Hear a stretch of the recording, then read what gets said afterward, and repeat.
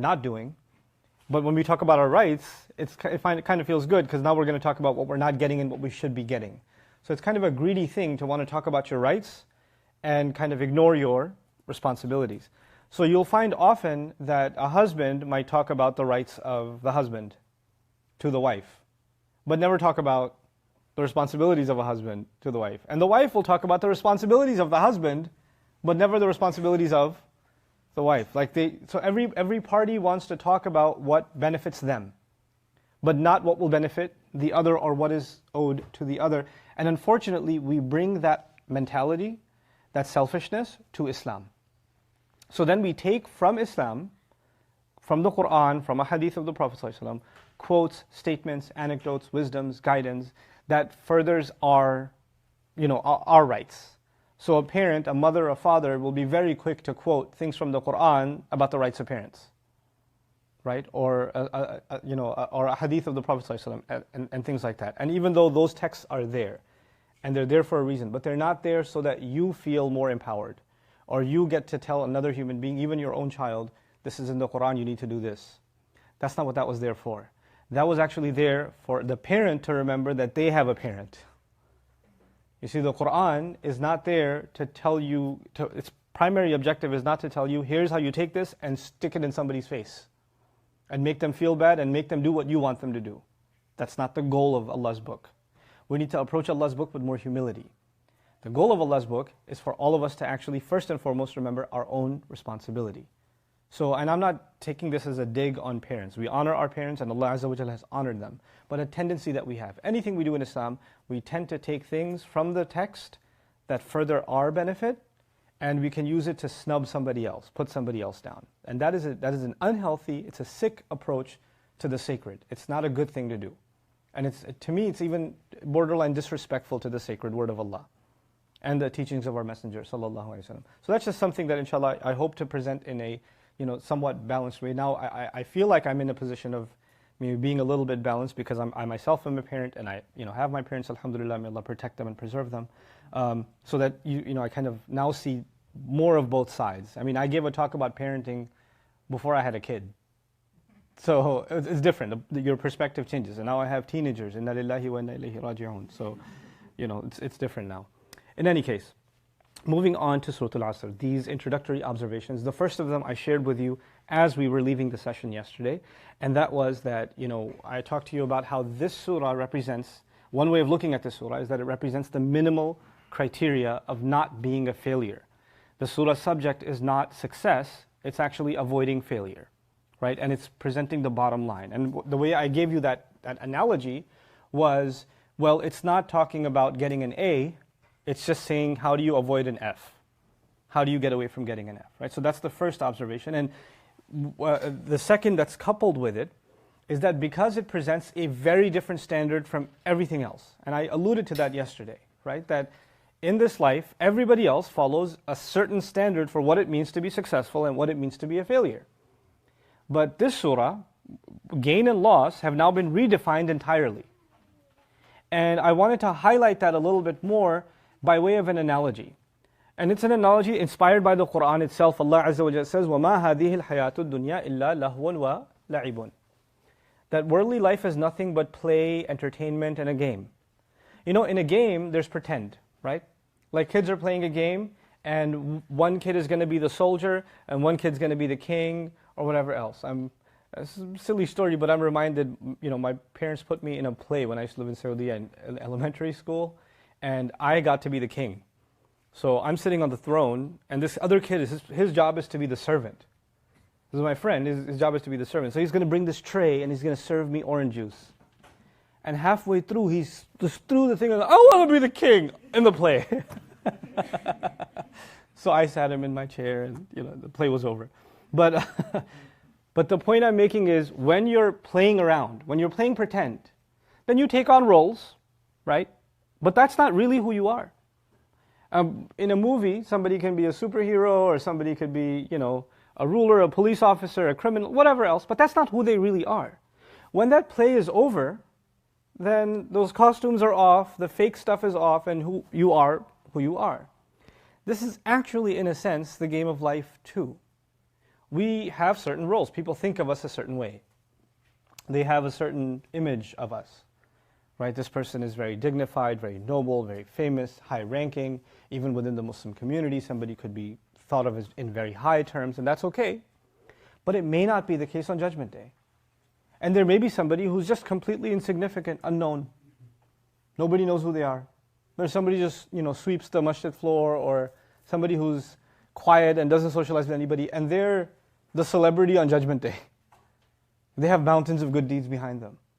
And it could be people like that. There is allusion to that even in some of the sayings of the Prophet ﷺ, where he would sometimes allude to a companion and say, this person guaranteed Jannah.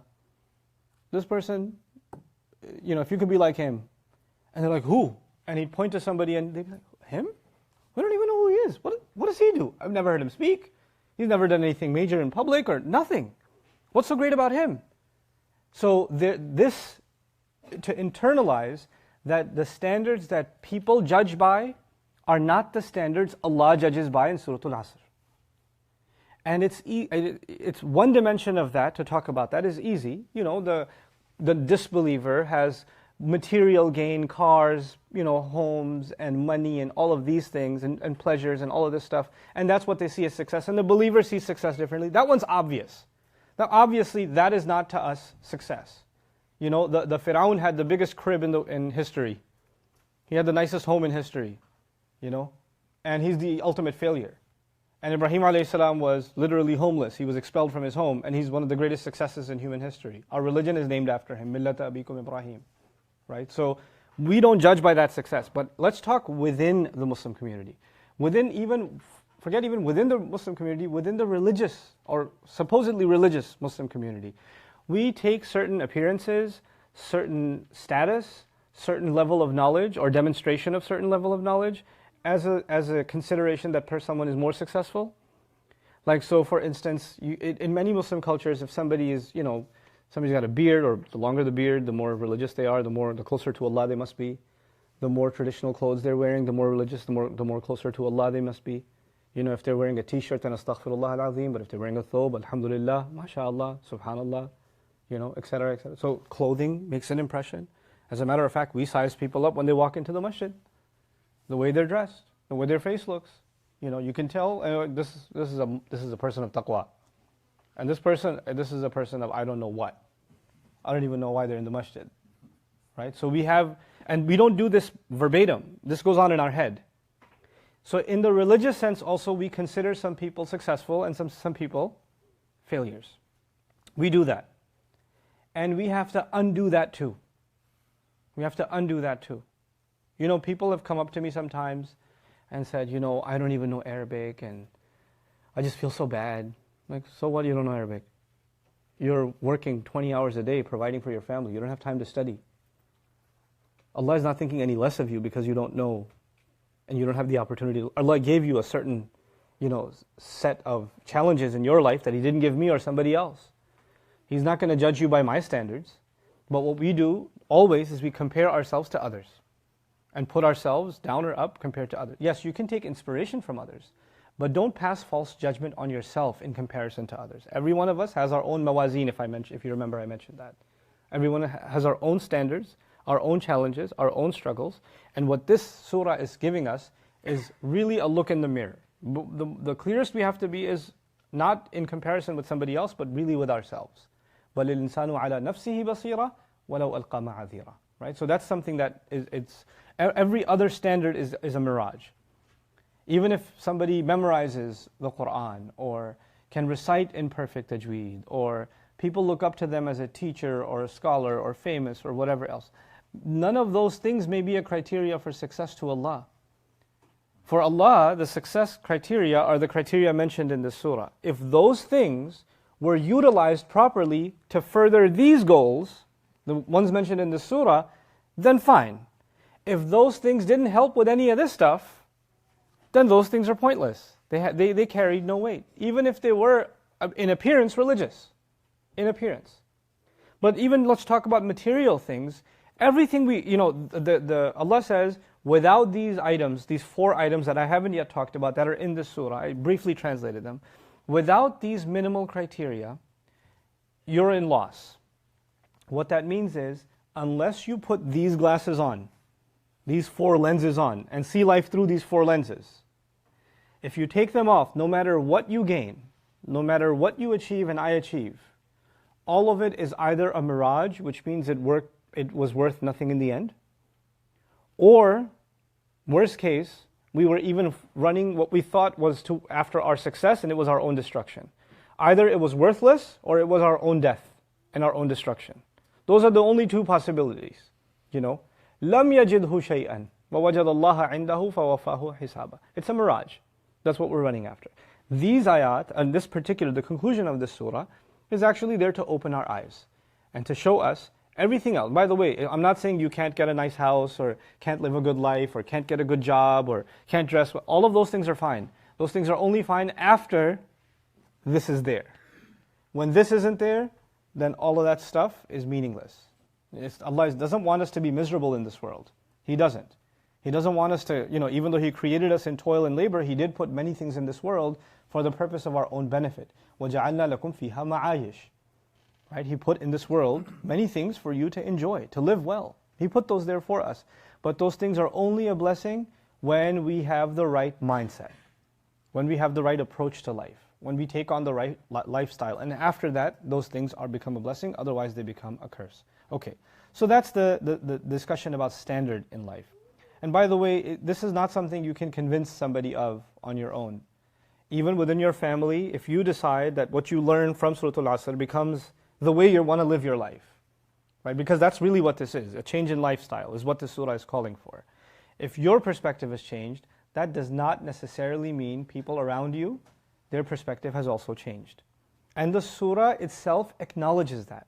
As we will see, the surah actually acknowledges that you may have experienced a change and you may get on this journey, but there are going to be people around you that are actually going to resist you in this journey, even though they love you and you love them. So it's not just resistance coming from the enemies of Allah.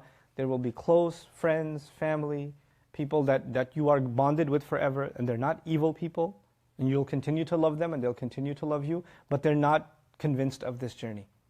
That's just not going to happen. Or they're not convinced of it yet. And you can't get frustrated with them. Even if they get frustrated with you. That's going to be necessarily a part of your journey. And that's a criteria for your success to begin with. Another ayah that I wanted to make a quick reference to, just when it comes to this standard, and people following the false standard. قُلْ هَلْ نُنَبِّئُكُمْ بِالْأَخْسَرِينَ أَعْمَالًا. Should we inform you of those who are the worst of all losers, the worst of all when it comes to suffering loss? أخسرين. And that in everything that they've done, أعمالا. You see, those of you that are familiar with some nahu, أعمالا is supposed to be mumayyiz here. يعني it's supposed to be الأخسرين عملا. عملا. The mumayyiz, the distinguisher, is singular. It's nakira and singular. And Allah Azza wa Jal deliberately breaks the rule of grammar, breaks it because He owns it, and uses the plural to illustrate no matter what it is they do, they're losers. No matter what they've done, they're losers. And they're the worst of all losers. Who are these people? الَّذِينَ ضَلَّ سَعْيُهُمْ فِي الْحَيَاةِ الدُّنْيَا وَهُمْ يَحْسَبُونَ أَنَّهُمْ يُحْسِنُونَ صُنْعًا. Those whose efforts have been wasted away. Their efforts are wasted away in some worldly material stuff, lowly life. And all the while they assume they've excelled in putting something amazing together. They've put something grand together. These false standards people give their lives to. They give their lives to them. There are people that will, I give this example so many years ago, it still holds true. There are people they're worth millions, if not billions. And they're so old, and they're bedridden, and they're about to die, and when their mortality finally hits them, they're like, well, at least put a statue in my name or a foundation. Now give this stuff to charity. So if I die, at least my name will be there on a plaque somewhere. Right? That's how my name's going to carry on.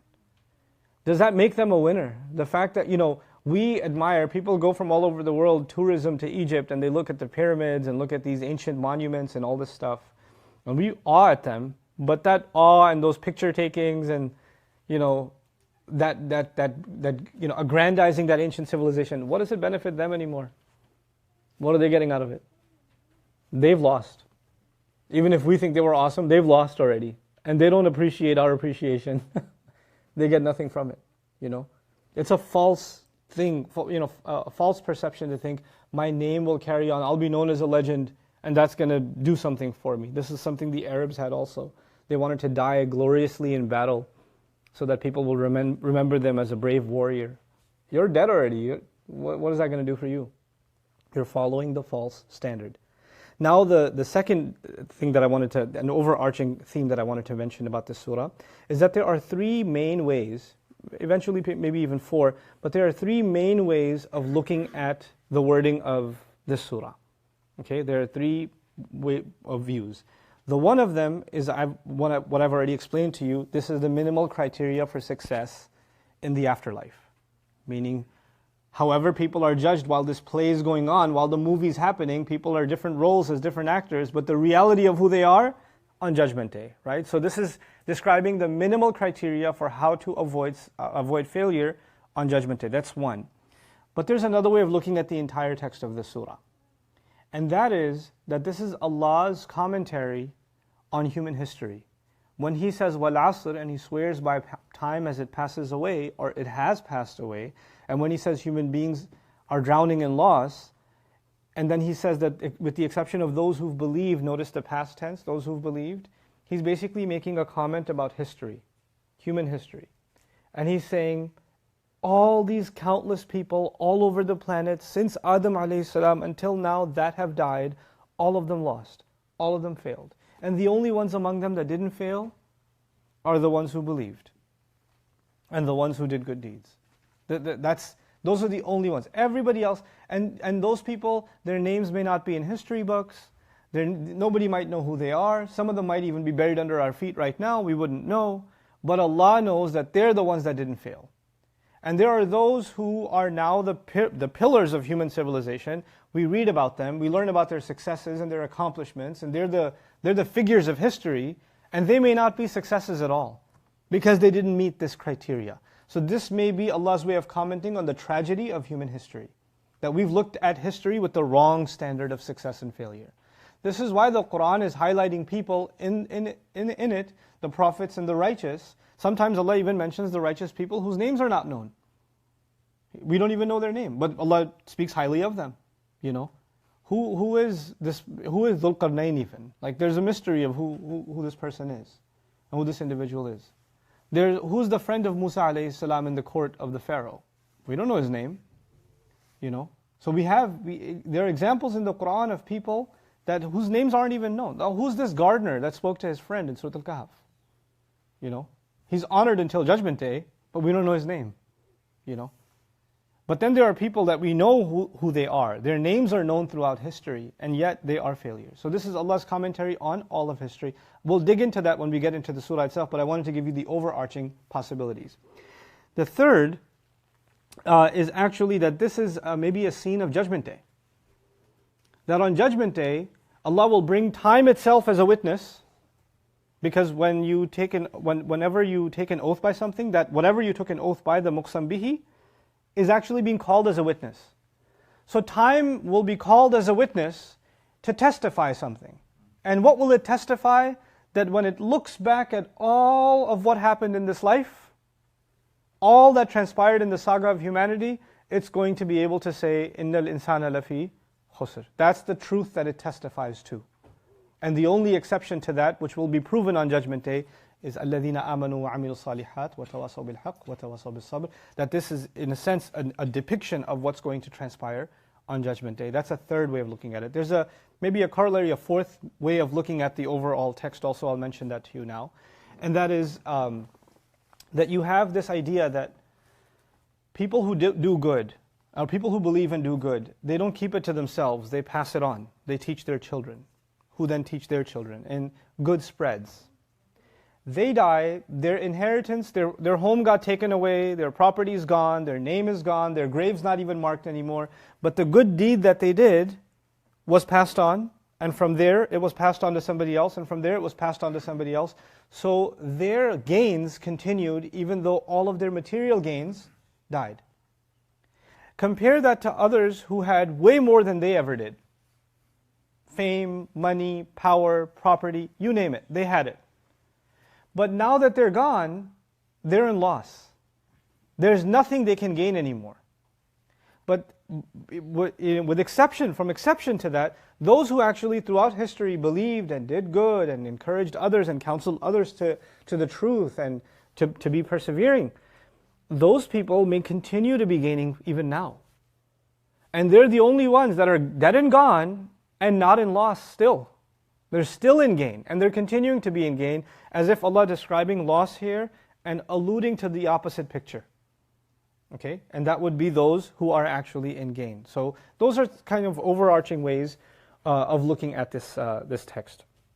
Then when we get to the ayah, we'll talk about this in more detail, but I want to mention this as part of our introductory discussion.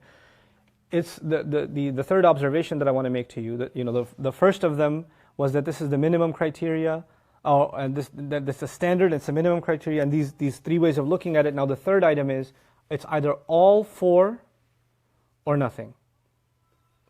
Sorry, that's my phone. I think. That's my phone. We're in a masjid, you don't need the adhan. We're good. So it's all four criteria. الَّذِينَ آمَنُوا وَعَمِلُوا الصَّالِحَاتِ وَتَوَاصَوْا بِالْحَقِّ وَتَوَاصَوْا بِالصَّبْرِ. All four or nothing at all.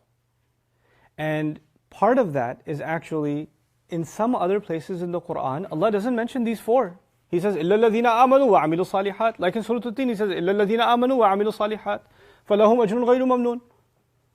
But there's no إِلَّا الَّذِينَ آمَنُوا وَعَمِلُوا الصَّالِحَاتِ وَتَوَاصَوْا بِالْحَقِّ وَتَوَاصَوْا بِالصَّبْرِ. It's not there. Some places in the Quran, Allah just mentions the ones who believe. الَّذِينَ آمَنُوا. He doesn't say الَّذِينَ آمَنُوا وَعَمِلُوا الصَّالِحَاتِ. So you have the most minimum expression, which is الَّذِينَ آمَنُوا. Then you have somewhat of an extended expression, الَّذِينَ آمَنُوا وَعَمِلُوا الصَّالِحَاتِ. They did good things. And the most elaborate expression, which is here, الَّذِينَ آمَنُوا وَعَمِلُوا الصَّالِحَاتِ وَتَوَاصَوْا بِالْحَقِّ وَتَوَاصَوْا بِالصَّبْرِ. That's the most elaborate expression. The way to think about that is, actually, you know how a seed contains the entire tree? Right? Sometimes you mention just the seed, which is what? الَّذِينَ آمَنُوا. Sometimes you mention the seed and what it sprouts, which is الَّذِينَ آمَنُوا وَعَمِلُوا الصَّالِحَاتِ. And then you mention not just what it sprouts, but its main branches. What comes from the good deeds necessarily is وَتَوَاصَوْا بِالْحَقِّ and وَتَوَاصَوْا بِالصَّبْرِ. So what Allah decided to do in this surah is kind of open Iman up. Like, what are the logical consequences of Iman? Which is why, because at the end of the day, it's only our Iman. Allah says on Judgment Day, the only thing that will benefit, يَوْمَ لَا يَنْفَعُ مَالٌ وَلَا بَنُونَ إِلَّا مَنْ أَتَى اللَّهَ بِقَلْبٍ سَلِيمٍ. No money, no children are going to benefit on that day except someone who comes before Allah with a sound heart. Now, what is in our heart? Is our deeds in our heart? Is tawasi bil-haqq and tawasi bil-sabr in our heart? No, what's in our heart? Iman. Iman is the only thing worth anything. But Allah has considered these items an extension of Iman itself. He's described them an extension of Iman itself. So none of us are confused. What does He mean by Iman in the real sense? That the seed could be dead and the seed could be alive. If the seed is alive, it's going to sprout these things. If the seed is dead, it will remain just a seed. Then it's not even actually technically a seed anymore. It's just taking up space. It's dead space. Right? So we have to be clear, because of this surah, about what the implications are, why all four of these have to be taken into consideration. On that note, what I want to also share with you is the two distinctions that probably every Muslim should be very, very clear about, and we don't talk enough about it all. And that is that we have two very different ways of looking at where we stand. Where I stand as a Muslim, as far as you're concerned, is that so long as I said salam to you, I'm considered not just a Muslim, but a believer, like mu'minan. وَلَا تَقُولُوا لِمَنْ أَلْقَى إِلَيْكُمُ السَّلَامَ لَسْتَ مُؤْمِنًا. Don't say about somebody who even throws salam your way that you're not a believer. We owe each other what's called benefit of the doubt. Okay? Now let me give you an example.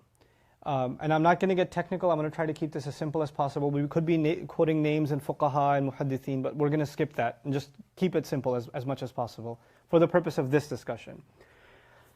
Think of it this way: you have a man, Muslim man, who has two sons. One of them very religious, shows up to Fajr every morning at the masjid, prays every Isha at night at the masjid, observes his religion, stays away from the haram, good kid. And the other son, not quite. Prays, but not really, skips around, got a drinking problem, doing all kinds of bad stuff. Two sons of the same father, right? And that father passes away. Now it's time to distribute the inheritance. Should the better quality iman of one of his sons be considered a criteria by which he gets a little more in the share of inheritance and the bad kid gets less inheritance? As far as Allah's religion is concerned, he's Muslim and he's Muslim. And when their rights are being weighed, you don't weigh what's in their hearts. You don't weigh even their deeds. Because what's in their hearts and the weight of their deeds is going to be judged by who? By Allah. As far as the law of Islam is concerned, they're equal Muslims. They're Muslims. And as far as we're concerned, unless he's doing that stuff out in public, before the world, then we don't consider one better than the other. We don't. We don't know of, because the Messenger ﷺ would say that you cannot assume superiority of anyone over anyone else except by taqwa. Illa bit taqwa. And taqwa, he himself describes, at-taqwa hahuna, at-taqwa hahuna, at-taqwa hahuna. Taqwa is here. If it's here, that means you and I can see it. Nothing on the outside can tell you what is going on the inside, that only that person knows where they stand, and Allah knows where they stand, so we have to give benefit of the doubt.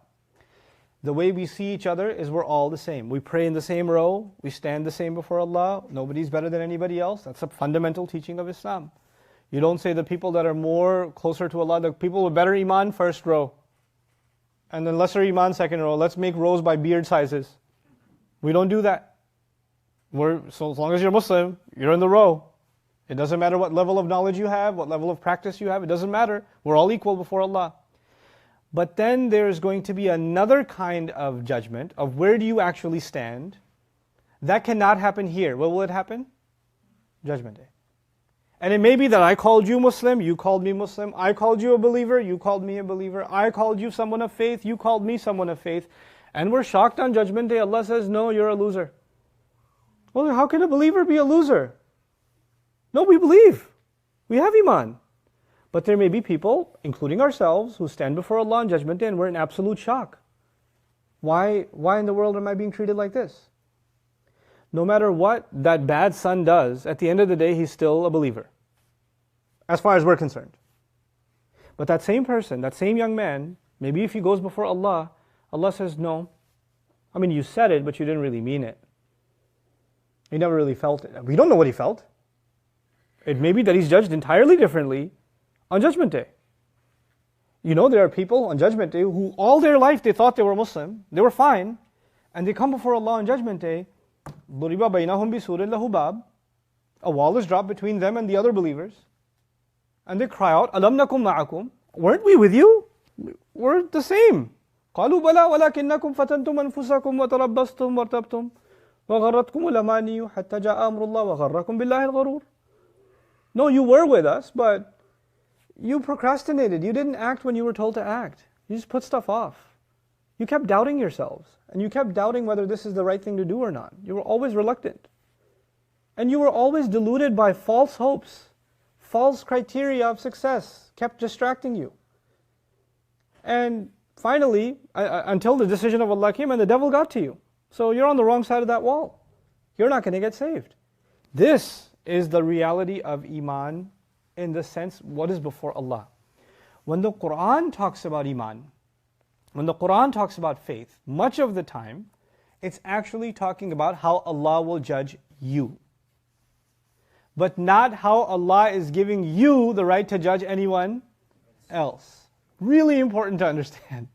Really, really important. How do we judge anyone else? What do we call them? Believer, Muslim, benefit of the doubt. They have taqwa, we don't know any better. That's how we judge everybody else. But Allah Azza wa Jal will say to the believers, He'll say, Ya ayyuha alladhina amanu, aminu billahi wa rasulihi. Those of you who believe. What? That's like saying, those of you who are sitting down, sit down. You could say, I'm already sitting down. Those of you who are standing, stand. No, those of you who are sitting, stand. I would imagine Allah saying, those of you who disbelieve, believe. Nope, those of you who believed, believe. Ya ayyuhalladhina amanu, aminu. Why? Those of you who see each other as believers, who've assumed that they believe, who give each other benefit of the doubt that they believe, who consider themselves the believing community, now it's time to actually bring that faith in reality into your hearts, that nobody else will see except Allah. That's the iman, that's the faith that can be very high and it can be very low. That happens to you and me every day. There are parts of our day where our iman may be high, our faith in Allah, our fear of Allah, our love for Allah, our hope in Allah, our connection with Allah may be strong, and other parts other times it may be low. But we're standing in the same row. And somebody doesn't rise up in the air because their iman goes up. When Allah increases them in darajat, they're not hovering. They're hovering on the inside, but not on the outside. This surah, when it says, this is the minimal criteria of success. This is the minimal criteria of success. Or minimal criteria of not being a failure. This is not the same as the minimal criteria by which Muslims judge each other. You don't get to look at someone and say, well, according to Surah Al-Asr, you's a loser. Because iman, I don't know about that, look at you. Because if it was iman, you would have seen amilu salihat. And I have never heard you do tawasi bil haqq and tawasi bil sabr. So you're, As far as someone else is concerned, Qur'an's already told you, you don't get to say about anybody who threw salam your way that they are nothing short of a believer. They're a believer. That's it. Benefit of the doubt. Not that we don't give advice to each other, but we can't pass judgment on one another. These judgments are for ourselves. That's a really critical, really important distinction that we have to make. You know, with Allah, our iman is actually directly related to our actions. Every one of them. Whether you guarded your eyes or not, iman got affected. Whether you fell into temptation and you earned something haram or not, it affected your iman. Whether you lied on your resume or not, it affected your iman. Every one of those things affect your iman. Even though to us it didn't affect your Islam, you still woke up a Muslim. Those are two very distinct things. When Allah here says, إِلَّا الَّذِينَ آمَنُوا, don't think of those and those who were Muslim. No, this is not talking about iman on the outside that we judge for each other. This is going to be the iman that happens on the inside. That's the one that even if on the outside everybody else believes that we have, we still may not have. And the flip is also true. Nobody else thinks you have it, but you may have it. I'll say that again. There are people who underestimate you and say, what kind of iman do you have? You believe, seriously? This is what you call faith? And they undermine what you, or how you believe. And Allah knows what you believe. So you don't get people to overvalue your faith, and you don't get people to undervalue your faith. That's between you and Allah Azza wa Jalla, okay? And the final observation, before I get to, inshallah ta'ala, start the surah, is that the style of the surah has exhausted virtually every device for emphasizing the point. Allah Azza wa Jalla uses the oath in the beginning, which if we get time today, we'll talk about today, but if not, we'll talk about it tomorrow, inshallah. But the oath, like when you say, I swear, and I swear by anything before you speak, then you've already used a style that is not normal speech. You don't use, other than the Arab culture, which was wallahi and billahi, and these were used kind of commonly. Like, wallahi, I'm hungry, man, I gotta get some ice cream or something. Like, they just kind of used it. And Allah said, لَا يُؤَاخِذُكُمُ اللَّهُ بِاللَّغْوِ فِي أَيْمَانِكُمْ. Allah is not going to hold you to account because you keep throwing oaths out casually, right? That you just say them without really meaning like something serious. But if you did use Allah's name and you meant it, then you'll be held to account. وَلَكِنْ يُؤَاخِذُكُمْ بِمَا كَسَبَتْ قُلُوبُكُمْ. But in normal speech, when someone of importance speaks, and they take an oath, not just friends among each other, when someone of importance speaks and they take an oath, I swear by whatever they say, then that is not normal speech. Hey, cute kids, two of you. Hey, you two. You're really cute. Okay? Say okay. Say okay. You're not going to say okay? Okay, you're still cute. Okay, I'm not mad. Just because I'm distracted because you're super cute. Okay. What was I saying? Something about Islam? Was? The oath. Allah Azza wa Jal, when He swears by time, it actually implies several things. And we're going to go through those implications. What does it mean that Allah has taken an oath? But at the very least know that this is a way of, this is not a normal thing to do. You don't normally say something like that. So take an oath before you speak. The oath is just there almost to say, listen up! This is serious. That's what that is. That's wal asr. Wal asr should come with like 10 exclamation marks after it in your mind. It should be bold, capital. Like, what? And even what he took an oath by, asr, which I'll get into today. The word itself that he used, it's a profound word. It's a really interesting word of the Arabic language. You know, a unique word used for time. Actually, the typical standard word for time is zaman, waqt, dahr. These are the typical words for time. You know, or heen, or an. These are words for time. But asr is a unique word for time. It's not a common word for time. And Allah used that word, and we'll see why. Then the statement that comes after, innal insana lafi khusr, Allah used the nominal, the noun form, which is the strongest way of communicating a sentence. There's other ways. Laqad khasira al-insan. The human being is lost. We could have said that too. There are other verbal ways of saying it that would have been emphatic, but not nearly as emphatic. But Allah Azza wa Jal chose the jumla ismiya form. And even the jumla ismiya, this nominal sentence structure, wasn't enough. Al-insanu fi khusr. Oh, al-insanu khasirun. The human being is a loser. Done, the point is made. Nope. Inna al-insan. Inna is what's used in Arabic, not just as a device to respond to an oath, but also li-izalat al-shak. Don't have any doubt about what I'm about to say, as if Allah is acknowledging that what He's about to say, people will have a hard time believing. Like they're going to hear it, but they're not really going to internalize it. How am I in loss? What loss? I'm doing fine. I'm okay. So He puts inna there. Then He could have said inna nas. People. Inna nas lafi khusr. Like, قُلْ أَعُوذُ بِرَبِّ النَّاسِ. Right? هَذَا بَيَانٌ لِلنَّاسِ. But here He says, إِنَّ الْإِنسَانَ لَفِي خُسْرٍ. What's the difference between nas and insan? Nas is people. When you collectively talk to people and say, like if I tell my class, you guys are in trouble. The whole class. I say, you guys are in trouble. You know what? Some students are like, I know it's like 3 people that are in trouble. He's like yelling at everybody. I'm okay. I did my homework. You're not going to think it's about you. It's called the diffusion of responsibility. You know? Or maybe the 2 people I made eye contact with, they're like, oh, I think he means me. But everybody else is like, he can't even see me. I'm behind the person with the biggest head. So I'm fine. You know? Strategic seating in the classroom. Right? When Allah says, people are in loss, and you're like, yeah, I know some people, they're messed up. But you don't think of who? Yourself. You deflect to somebody else. But when He says, al-insan, each and every human, this is lam of istighraq, the human being, whoever the human being may be, every single last one of them, then He made no exception. Every last one of you is going to fail. I say that to students. Every single one of you has failed. I was doing fine. What? Me?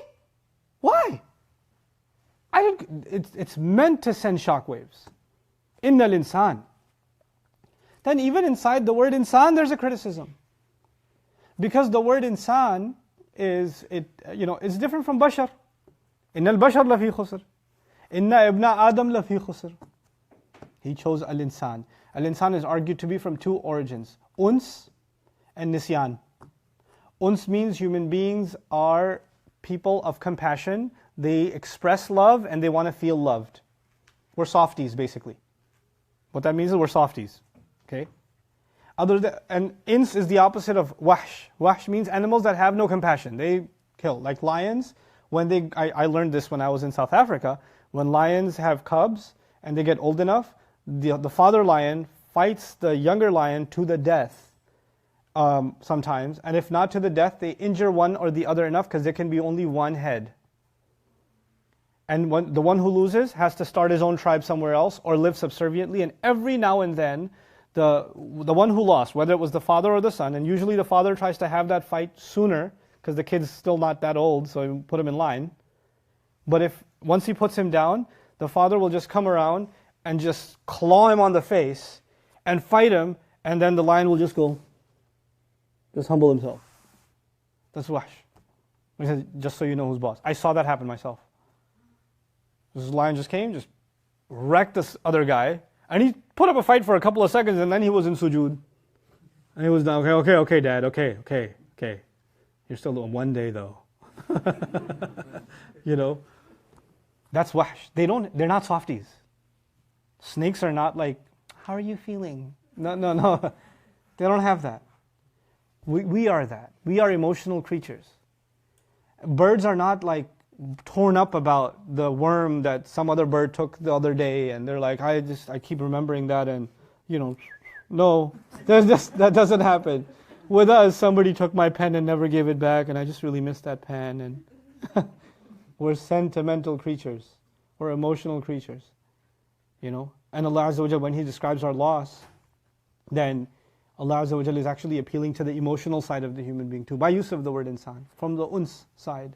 But the other is nisyan. I'm going to tell you you're in loss, but the way you are, you're going to what? You're going to forget. You're going to forget. Human beings have two kinds of memory. Basically, I'm not giving you a psychological analysis, it's from a spiritual point of view, two kinds of memory. One kind of memory is ilm, it doesn't go away. Like 2 plus 2 is 4. If I woke you up at 2 in the morning and said, what's 2 plus 2? Why'd you wake me up? It's 4, God. You will never forget. Because that's just knowledge that you have. But then there is, the memory of our hearts. Like for example, you have to study for an exam. The exam is tomorrow. Right? But you're like, yeah, I know it's tomorrow, but I just need to clear my mind. So I'm going to just play some Street Fighter to clear my mind. And 5 hours go by and your friend comes, there's an exam tomorrow. He goes, oh my God, I forgot. Why? Because some things that call us to responsibility, some things that compel us to change, uncomfortable truths, consciously or subconsciously, we would rather what? Forget. We'd rather forget. We don't like dealing with it. It takes a special kind of grit to deal with uncomfortable truths and not put them aside. Every time a stressful conversation happens, I'm sleepy. Can we talk about this later? Just put it aside. This is part of the criticism inside the word al-insan. He could have said, he's a loser, khasir. But he says, or khasira, the verb could have been used, even if it's a jumla ismiya. Innal insan khasir. Innal insan yakhsar. No. Innal insan, even the jumla, the ism fa'il version, la khasir. Nope. La fi khusr. Is drowning in loss. And even the fi is not enough. There's a lam on the fi, which is not required, which is another on top of the inna. Yet another jawab of qasam. It's as if it's an oath by itself. Some ulama consider the lam a device of qasam on its own, like la'umruk. كأنه أقسم مرتين. والعصر أقسم. لا في خسر أقسم ثانية. Subhanallah. I swear he's in loss. I swear by time, no doubt the human being, I swear he's in loss. I swear again. There again. Subhanallah. It's not just adat jawab al-qasam, it can have a qasam embedded in it, an oath embedded in it. And then to describe fi khusr. You could be on the road to loss. You could be headed towards loss. You could be a loser eventually if you don't change your ways. It's much more gloomy to say what? You're already in it. You're already in it. Watch out for the flood. You're heading towards the flood. You're in the flood. You're already in the drowning. And then finally, the masadir, the infinitive verbs, like loss, or infinitive nouns, the loss that's been used, the word that's been used, is in fact commonly used with the al on it. In the Arabic language, we don't just say ilmun, we say al-ilm. And when you put al on something, in English, you don't translate it with a the, you often translate it without any, suffix, or prefix rather. So you say, human beings are in loss, al-insanu fil khusr. Fil khusr. But he didn't say fil al-khusr. He said fi khusrin. Khusrin. And that's ta'meem of khusr. All kinds of loss. One of the implications of it. All kinds of loss. Tanween grammatically can also be argued for tafkhim. Grand loss. Any degree of loss. Some loss at some point or another, always in loss of some kind. And that loss is not always the same. And that's kept, the openness of it is kept with the tanween of it. There were other ways of saying إِلَّا الَّذِينَ آمَنُوا وَعَمِلُوا الصَّالِحَاتِ وَتَوَاصَوْا بِالْحَقِّ وَتَوَاصَوْا بِالصَّبْرِ. You could just say الَّذِينَ آمَنُوا وَعَمِلُوا الصَّالِحَاتِ وَتَوَاصَوْا بِالْحَقِّ وَتَوَاصَوْا بِالصَّبْرِ لَيْسُوا خَاسِرِينَ. Those who believe, do good deeds, enjoin others to the truth and perseverance, are not losers. Could have said that. Now we know they're not losers, everybody else is. Nope.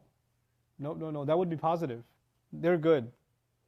Allah Azza wa Jal mentions the overwhelming loss of humanity first.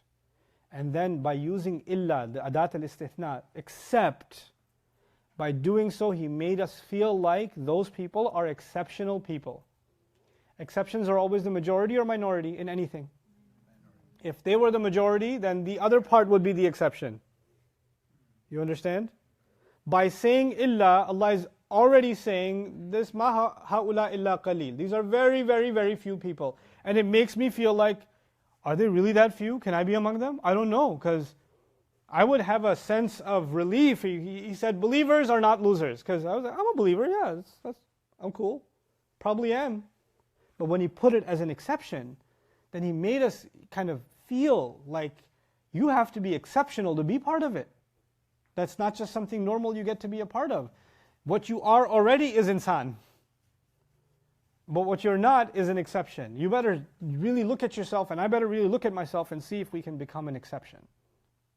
Notice also this surah, some have done itlaq of the word insan. When we get to that ayah, we'll see that in more depth. Mufassirun have said al-insan here means the kafir, disbeliever. The disbeliever is in loss, the believers are not in loss. But if Allah intends to say disbeliever, He says what? Disbeliever. He's the one who taught us al-bayan, allamahu al-bayan. He says what He means. We don't have to replace a word He says with another. It may imply that too, but when He said al-insan, doesn't that make every human being conscious? And isn't the fact that every sahabi, every time they meet another sahabi, both believers, are reciting to each other, وَالْعَصْرِ إِنَّ الْإِنسَانَ لَفِي خُسْرٍ, not so they can remind each other that disbelievers are losers, but they're reminding each other, we better not become losers, isn't it? So they in their minds, that practice of the companions itself is an illustration that they saw this as a universal truth, not something that applies only to disbelievers. The last thing that I want to share with you today is, inshallah ta'ala, just a discussion about the linguistic meaning of Al-Asr. We're not going to get into the ayah Al-Asr, but just the embedded Arabic meanings of the word Al-Asr. I thought this was really beautiful, and I thought I should dedicate time to share that with you. By the end of this, your brain will probably be fried, so I'll leave the rest for tomorrow, inshallah ta'ala. The word Asr comes from the verb asara, and it's literally used for juicing. عصر العنب ونحوه مما له دهن أو شراب أو عسل. It's first of all used for juicing or extracting fluid, squeezing something out, anything that gives out oil, like olives, or drink, like oranges or grapes or whatever else, or even the extraction of honey. استخرج ما فيه عصير, or استخرج ما فيه, to extract whatever's in it little by little. It's not done, like drenched it out, but actually drips coming out. So عصير الشيء وعصارته ما تحلب منه إذا عصرته. Asir of something is what you were able to milk out of something. It's actually literally used at milking and squeezing out of something, and it's coming out in drips. إذا عصرته والعواصر ثلاثة أحجار يعصرون العنب بها يجعلون بعضها فوق بعض. They used to use the word عصارة or awasir for rocks that they used to smash grapes on, to squeeze grapes on, to make the juice. And then at the bottom of it, the juice starts dripping out. They had this weird device of 3 rocks, and they would squeeze them, and then the juice would come out little by little. And they used to call those rocks awasir. That was the word they used for it. والاعتصار بالماء أن يغص بالطعام فيعتصر بالماء يشربه قليلا قليلا يسيغه. i'tisar of water means that you were eating something and you started choking on it, or you started getting like something got stuck over here and you feel like it's not going down. And you don't drink too much water, you drink little by little so you can ease it down. That's actually called i'tisar bil ma, to let little by little water go down. So one of the first meaning is to squeeze and to extract fluid, which is why the same verb is used in the Quran, a'siru khamra. The dream of one of the people that was the inmate in Yusuf alayhi salam's story, I squeeze wine. A'siru khamra. Okay? Then the second meaning of the same root, al-i'saru riyahun shadida تهب من الأرض وتثير الغبار اللاصق بالأرض بضغطها البالغ الشدة وتقتلعه فيرتفع كالعمود إلى السماء. It's actually also used for very strong winds that twirl and eventually look like pillars in the sky. What is it describing? Tornadoes. Tornadoes. It's not just something squeezing, something being squeezed, but it's also something that is held together and something very powerful that can't be stopped. The idea of i'sar is something powerful that cannot be stopped. And it's interesting that it's alluding to something that wherever it passes by, what does it do? It destroys. It destroys. Time, as it passes by, destroys your youth. Time is very powerful, it cannot be stopped. It will squeeze the life out of you. It will squeeze the life out of your car, out of your computer, out of your phone. It'll squeeze the life out of your house. It'll squeeze durability out of everything. Things that were the most powerful can become the most weak. And the only tornado that ripped through them was what? It was Asr. And that's the idea of its power and how nothing can stand in its way. من لطف ما في الأثناء أي مختزن في الثمر خفي مع سيلانه شيئا فشيئا فيوحي بالاستئمار عبر بالعصر عن الدهر لاستمراره هكذا كما عبر به بعد الزوال إلى احمرار الشمس. So let's talk about that. It's also interesting that the word is used to describe always something that is hidden inside something. In other words, juice is inside the fruit, right? And the tornado is carrying the dirt that is inside of the wind. It's on the inside, and it's being squeezed from within. It's also used, so this idea of something being squeezed and something being held together, or held tightly as it's dripping out, like a slow death almost, right? It's also used for بعد الزوال إلى احمرار الشمس. It's after the sun starts going down a little bit until the sun starts turning red. That time is also called Al-Asr, like the prayer of Al-Asr, right? But why do they call it that? لأن هذا الوقت نتيجة وامتداد لبلوغ الشمس أقصى شدتها في فترة الصبح إلى الظهيرة ثم إن الشمس تبدو أو تظل هذه الفترة في انحدار كأنها تدفع أو تغضط حتى تغرب أو حتى تغرب. It is as though when the sun is up, like in the morning, it's really intense, powerful. And as it goes down, it's as though it's being pushed down and weakened, and its light is being dripped out of it, and it's not as strong as it used to be. And that's why as it's being squeezed down into the ground, it's being called Asr time. That's the idea of Asr. Even the sun is being smushed down as the image of it losing its light, you know. فإن زمن العصر يوصف بأنه ضيق فهو زمن معصور. It's also attributed this way because it's a very limited amount of time. The time of Asr, the light of the sun starts changing, but it's almost unnoticeable before it's too late. Like some of us, we're like, okay, we're driving, and it's like the sun is starting to turn orange. I was like, I can make it home by Asr, right? There's the light, and you're like, look at the sun. Yeah, there's the light, and you keep going, and by the time you get home, what happens? Maghrib. Like it goes way too fast. And it looked like, the sun was right there. I had time. But then it just disappears. And it drips out, and before you know it, it's run out. So the idea of time being very limited, or a very short window before it runs away. This is why actually al-mu'sar was used, al-jariyatu awwal ma adrakat wa hadat wa qarabat al-hayd. For a young girl that's about to be in her period for the first time, she's also called a mu'sar, because her time is limited. It could happen at any time. And that's when she's called, literally her body is going to be squeezed. And so that's how they would describe her with the word mu'sar. The word mu'sir, من السحب التي تتحلب بالمطر لما تجتمع وأنزلنا من المعصرات ماء ثجاجا. The clouds are called mu'sir. Quran in Surah Al-Naba will call them mu'sirat. Why? Because when they are squeezed together and then they start dripping, what do they start dripping? The rain. The clouds that drip rain, like the fruit when it's squeezed and it drips juice, is called mu'sir. Mu'sir. So that's وَأَنزَلْنَا مِنَ الْمُعْصِرَاتِ. This is the final one is the most fascinating to me. وَمِنَ الْإِحَاطَةِ بِشِدَادٍ بَالِغَةٍ أو بالغة الصلابة العصر بالفتح الحبس والمنع.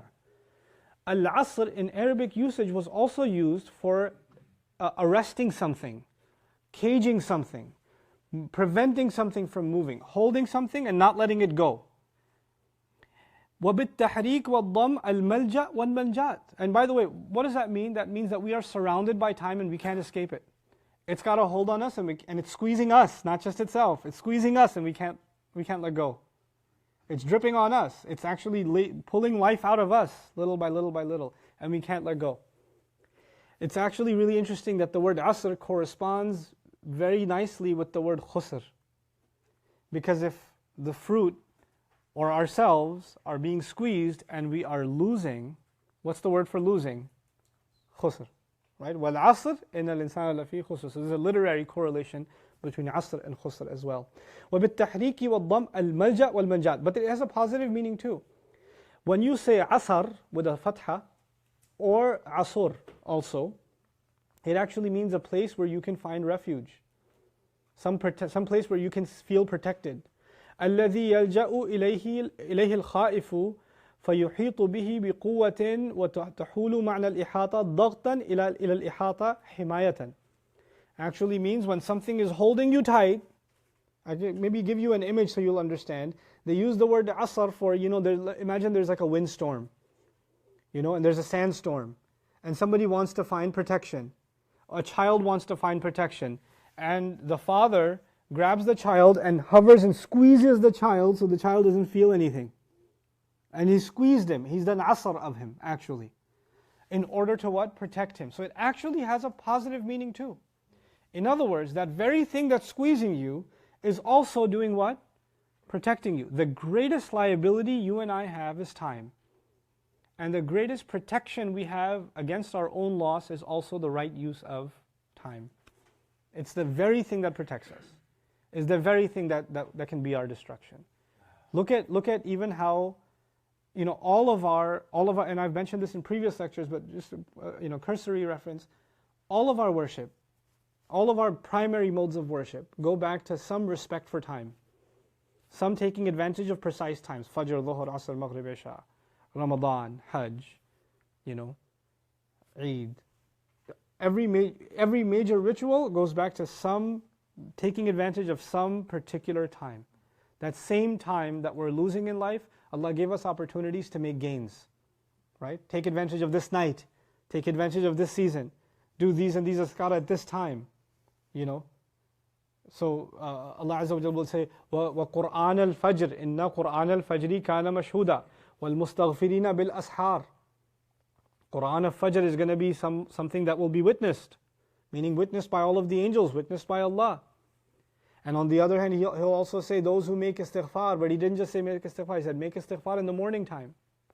That's a really interesting thing, by the way. Make istighfar in the morning time. You should make istighfar after you've sinned, right?